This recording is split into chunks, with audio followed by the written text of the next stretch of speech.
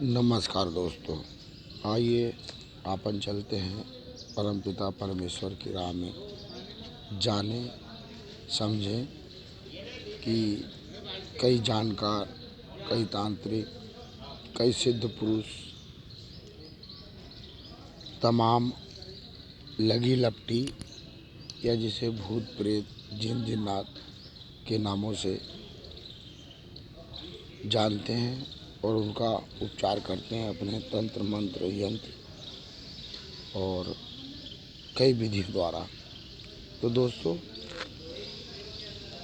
पहले इस चीज़ को आप लोग को समझना होगा कि कोई भी शक्ति या कोई भी जो नाम मैंने आपको बताया,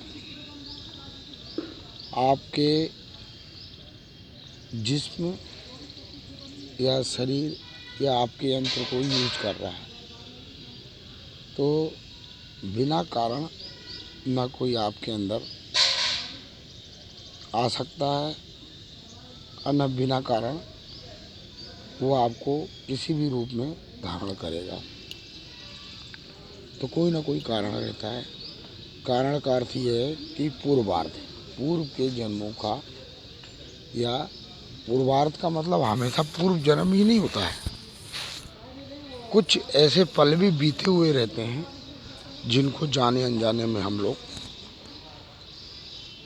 कर देते हैं, वही पूर्वार्ध हो जाता है, यानी जिसको भूतकाल कहते हैं। मतलब अभी से 1 सेकंड पहले का भी किया गया काम पूर्वार्ध में गिना जाएगा और भूतकाल में। तो मैंने बताया कि कर्म करते समय विचारों की शुद्धता और अशुद्धता, इन दोनों के कारण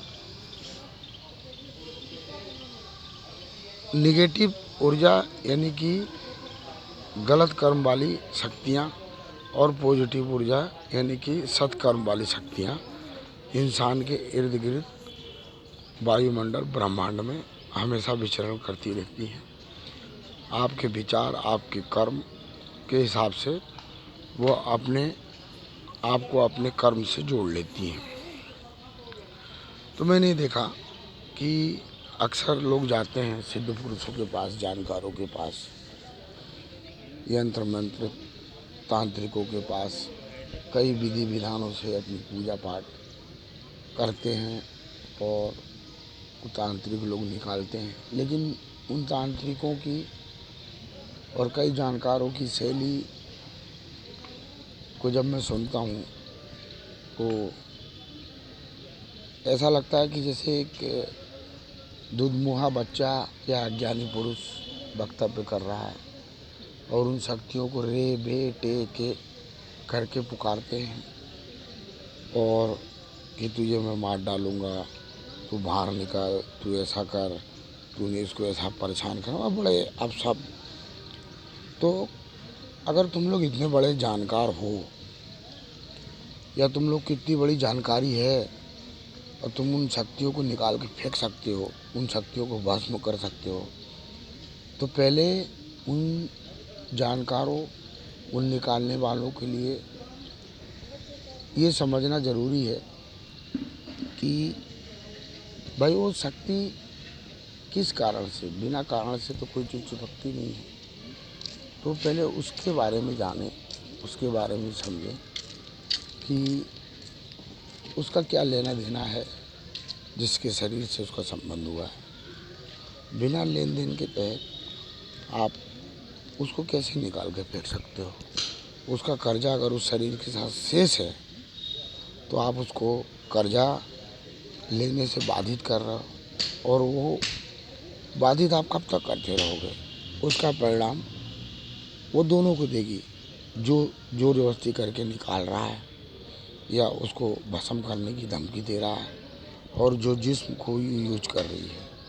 तो दोस्तों, ये एक मिथ्या है मन में कि आपकी शक्ति वो निकाल देगा जो आपके पास कर्ज के रूप में है, और उन निकालने वाले को भी अपने साथ वो इन्वॉल्व कर लेगा।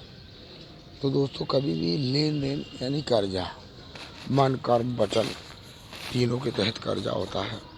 तो ये चीज़ ना समझ पाने के कारण कई तांत्रिक, कई जानकार कई ऐसे सिद्ध पुरुष जो शक्तियों से अपशब्द का व्यवहार करते हैं और बिना उनकी लेनदारी देनदारी समझे हुए उनसे उल्टे सीधे बोल वचन करके उसमें उनको मारने की, भस्म करने की धमकी देकर सामने वाले को आराम पहुंचाते हैं। ये एक सत्य के साथ मिथ्या है। तो इसको समझें और अपने आप को कर्जे से बचाएं और जिसने जिसका लिया है, जिसने जिसका दिया है, उसे हर हाल में देना पड़ेगा। तो इसलिए क्या है कि आप लोग सत्कर्म और अपने आप से समझें कि मुझे किसी हस्ती ने क्यों पकड़ा है, किस लिए पकड़ा है, उसका रीज़न क्या हो सकता है, मेरी पूर्वार्ध क्या हो सकती है। इन सब चीज़ों को समझें और सात्विक, धार्मिक और अपने आप को प्रायश्चित में ढाल के उस चीज़ को आप शांतिपूर्ण रूप से उसका निदान कर सकते हैं। तो धन्यवाद दोस्तों।